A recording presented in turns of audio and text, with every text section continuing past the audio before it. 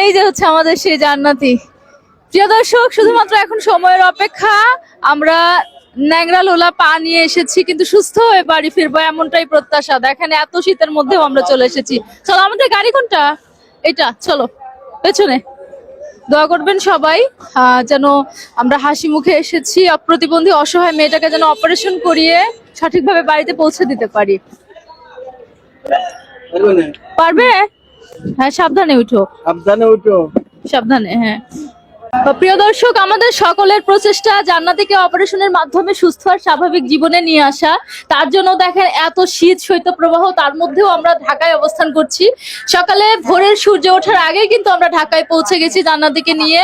আজকে ডাক্তার দেখার পরে ওর চিকিৎসা দিবে, আমরা অ্যাডমিট করব এবং চিকিৎসার জন্য যা কিছু করা লাগে করবো। একই সঙ্গে অপারেশন দিয়েছে ডাক্তার, আপনারা আগেই শুনেছেন। অপারেশনের ব্যবস্থা হবে ইনশাআল্লাহ। কেমন লাগছে? ভালো লাগছে। আপনারা দোয়া করবেন আমি যেন সুস্থ বাসায় ফিরতে পারি। গন্তব্য কখনো মন্তব্য ঠেকাতে পারে না। যেদিন প্রথম জান্নাতিকে নিয়ে ভিডিও করেছিলাম, ওর মা আমার হাত ধরে কেঁদেছিল, ইভেন আপনার ভাইয়ার হাত ধরে কেঁদেছিল। আমার এত সুন্দর ফুটফুটে মেয়েটা যদি সুস্থ হতো, যদি তার দুইটা পা থাকতো, আমি অন্তত মরে গিয়েও শান্তি পেতাম, অন্তত একটা সংসার হতো, একটা পরিবার হতো। কিন্তু এরকম একটা ন্যাংরালুলা মেয়েকে কে দায়িত্ব নেবে? তো সেদিনই আসলে আমি ব্যথিত হয়েছিলাম। এই জন্য দফায় দফায় আমি ওদের বাড়িতে গিয়ে কিন্তু ভিডিও তৈরি করেছি।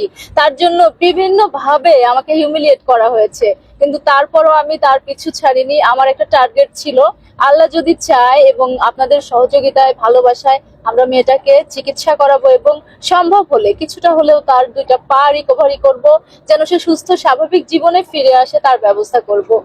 আলহামদুলিল্লাহ, অনেক ভালো লাগছে। আমি যে পা ঘোরাতে ঘোরাতে এসেছি, আমি যেন বাসায় ফিরতে পারি সুস্থভাবে। আপনারা দোয়া করবেন। আপনারা তো দেখেইছেন ও কিভাবে হাঁটে, কত কষ্ট করে হাঁটে, কত ঘাত প্রতিঘাত ওকে সইতে হয়েছে এই জীবনে। প্রতিবেশী থেকে শুরু করে কাছের মানুষ, বন্ধু বান্ধবী কত ভাবে ছোট করেছে। আমরা আল্লাহকে সহায় নিয়ে এবং আমরা ভাগ্যের ওপর পুরো আস্থাশীল হয়ে আজকে এই কয়েকজন মানুষ আমাদের গন্তব্য ঢাকা পঙ্গু হাসপাতাল। সেখানে আমাদের যেই ডাক্তার আছে, আমরা এর আগে যাকে দেখিয়েছিলাম, সেই ডাক্তারের অ্যাপয়েন্টমেন্ট নিয়েছি এবং উনি দেখে খুব তাড়াতাড়ি অপারেশনের ব্যবস্থা করে দিবে। তো প্রিয় ভাই বোন, সবাই দোয়া করবেন। কে কে আসছো? আমি আসছি, আপু আসছে, আফু আসছে, ভাইয়া আসছে, দাদু আপু ভাইয়া আসছে। মানে? সিমরান আপু, মিলন ভাইয়া। ও আচ্ছা, আমি সেই সাথে আসছে আমাদের একজন গুণী মানুষ, একজন বিশিষ্ট সমাজসেবক, যিনি এই বয়সেও মানুষের জন্য এত কিছু করতে পারে। বয়সের ভারে নিজে নুয়ে গেছে, কিন্তু তার মন এখনো সেই 18 বছর। দোয়া করবেন আঙ্কেলের জন্য এবং আমাদের পুরো টিম, যে কষ্ট করে আজ আমরা এসেছি। আজকের কষ্টটা একটু বলো তো। অনেক কষ্ট হয়েছে, আপনারা দোয়া করবেন এই কষ্টটা যেন আমরা সফলভাবে নিতে পারি। আমার নাক দিয়ে এখনো পানি বের হচ্ছে। অনেক এত শীত, ঠান্ডা, অনেক এত শীত ছিল। আমরা এসেছি আলহামদুলিল্লাহ। আমরা খুব আশাবাদী জান্নাতি সুস্থ হয়ে যাবে এবং আমি সেই দিনই সার্থক মনে করব নিজেকে, যখন ও নিজে পায়ে সুন্দর করে হাঁটবে আর 5টা মানুষ দেখে বুঝতেই পারবে না ও প্রতিবন্ধী ছিল। যারা যে আমাকে বলছে যে হাঁটতে পারে না, স্কুলে পড়ে শোনা করে কি হবে, তারা দেখবে যে জান্নাতুল এখন হাঁটতে পারে। অনেক খারাপ লাগছে যারা বলছে যে হাঁটতে পারে না, এই মেয়ের কি ঠেকার হবে, করে হাঁটে। ঠেকার করে হাঁটে। অনেক খারাপ কথা বলছে, খারাপই লাগছে আমার। নিজের শুনতে কি ভালো লাগে বলেন? অনেক খারাপ লাগছে। তারাও দেখবে যে আমি সুস্থ হয়ে গেছি। আপনারা দোয়া করবেন আমি যেন সুস্থ হয়ে যাই।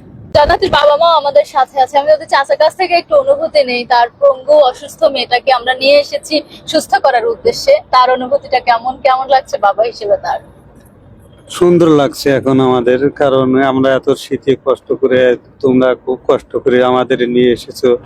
সেই কষ্ট যাতে সফল হয়, আমাদের এই কামনা সবার কাছে। জান্নাতুলের মা আন্টি তো চুপ করে আছে, কোনো কথাই বলছে না। আন্টি, কি অবস্থা?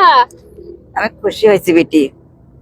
মনে আছে সেদিন আমার হাত ধরে হ্যাঁ, আমি কেঁদেছিলেন? হাত ধরে কাঁদেছিলাম যে আমার মেয়ে অসুস্থির, পাওয়াটা ভালো হয়ে যাবে, আমি খুশি হব। আপনার কাছে আমি খুশি। আমি আপনার কাছে কোনোদিন আমি ঋণ শোধ করে পারবো না।